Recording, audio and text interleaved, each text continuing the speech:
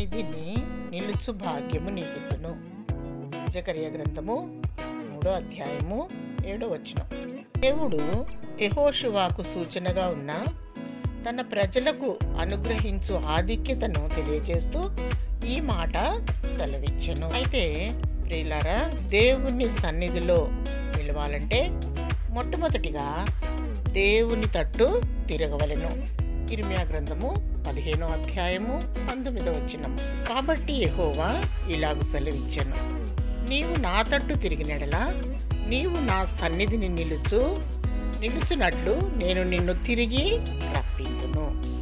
అదే మరి రెండవదిగా మూడవదిగా కూడా మనం చూస్తే, రెండవదిగా దేవుని మార్గములో నడవాలి. అది జకర్యా గ్రంథము 3వ అధ్యాయము 7వ వచనం.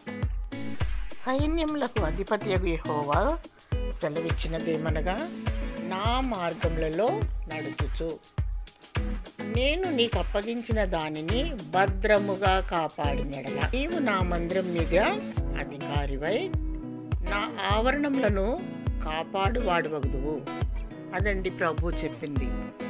రెండోది, దేవుని మార్గంలో నడవాలి. మూడవదిగా, దేవుడు నీకు అప్పగించిన పనిని భద్రంగా కాపాడవలసి ఉంటుంది. ఈ 3 పనులు మనం చేసినట్లయితే ఆ సన్నిధిని నిలుచు భాగ్యం నీకిత్తును అని ప్రభు సెలవిస్తున్నాడండి. కాబట్టి దేవుని యందు విశ్వాసముంచు వారి పాపముల విషయంలో, పాపములను పరిహరించే విషయంలో దేవుడు కృపగలిగినటువంటి వాడండి. కనుక నేడే నీవు దేవుని ఆశ్రయించు. అప్పుడు ఆయన నీ మలిన వస్త్రములను తీసివేసి ప్రశస్తమైన వస్త్రముతో అలంకరింపచేసి ఆయన తన సన్నిధిలో నిలిచే భాగ్యాన్ని మనకిస్తాడండి. Praise the lord.